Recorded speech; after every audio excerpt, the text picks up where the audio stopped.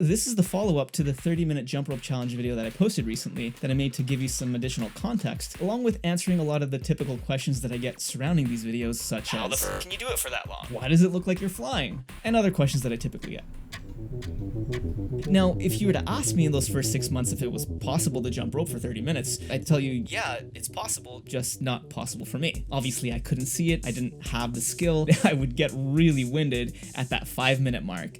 Back when I started in 2017, I made it very simple. I basically committed to doing 100 skips every single morning as soon as I woke up. And inevitably, from there, I built it up. I started doing 200, 300, and eventually when I got to 500 skips, then I transitioned from counting skips to actually doing minutes because I had developed the hand-foot coordination to actually not be tripping over it all the freaking time. But the thing is that even in last summer of 2021, when I started my 6-month cut, I just brought myself to 10-minute sessions 3 days per week. It's the first baseline layer of cardio that I wanted to adapt.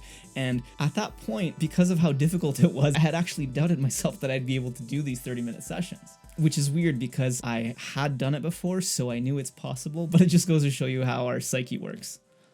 Question number 2. Do you screw up? How often do you trip over the rope and have to start over? Of course I do, but not nearly as often as I used to. I mean, for example, in this 30-minute session, I actually screwed up somewhere around 7 to 15 times. And in most cases, it's usually because I'm trying to make it more interesting by doing varying types of kind of dancing steps, running crossovers, and so on. Sometimes this even happens when the rope wears out and breaks, which did actually happen during a live recording that I made a video on that I'll link in the description. And the last instance that I can think of is simply because of being tired, you know? You get fatigued in these 30-minute sessions and then you don't have the same coordination as before. In this recording in particular, I'm actually doing this 30-minute session at the end of a 44-hour fast. Why don't you do double unders?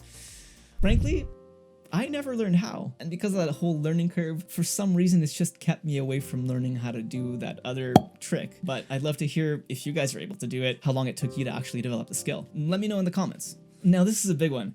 How fast are you actually jumping rope? So you're currently seeing this around the 700 to 800x mark, but when I put this into actual real time, I typically end up skipping rope somewhere around 145 to 175 beats per minute. I tend to go to the same tempo as the music that I'm listening to, which is usually going to be some high tempo drum and bass. And sometimes I even jump rope to really fast psytrance, typically the subgenre of high tech. Helps to keep me from getting bored, so I end up having a lot more fun with it using these tunes. But what's your favorite type of music to skip rope to? Let me know your suggestions and maybe I'll try them out.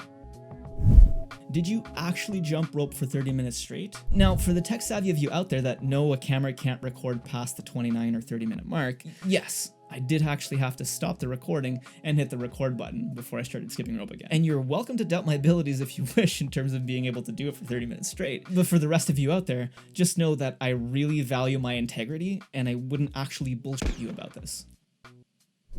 How many skips did you actually get in those 30 minutes? Well, that jump rope session rang in at a total of this many skips. Mind you, the watch isn't going to be the most accurate thing, especially in terms of tempo, how many jumps I actually got, but it does a decent job. And if you calculate some sort of median of 30 times 155 BPM, yeah, it's about right. It gives me around 460. 4,650 skips. Now back to that first question in terms of how can I actually jump rope for that long. Obviously there is the building up to it, but you know, sometimes even my personal clients are like, how the fuck do you actually do it for that long? Because it is very difficult, it is challenging, you know, your calves get tired, your shoulders get tired, you start freaking burning when you get to that like 5 or 10 minute mark, depending on your conditioning. But there are some very specific techniques that I use now and that I've used in the past to help get over these little bits of hurdles that definitely give me some temporary relief. Techniques that I've developed and utilize in my jump rope session to prevent me from needing to take breaks and continue the jump rope session. These have helped me so much in the areas that used to really bother me, being the calves, the front deltoids starting to burn, the rear deltoids starting to burn. So you'll definitely want to check out the next video that I've put all that information into to level up your jump rope game, because it's totally and absolutely possible to jump rope for 30 minutes straight to utilize this amazing and effective calorie burner to your advantage. So I'll see you in the next one, warriors.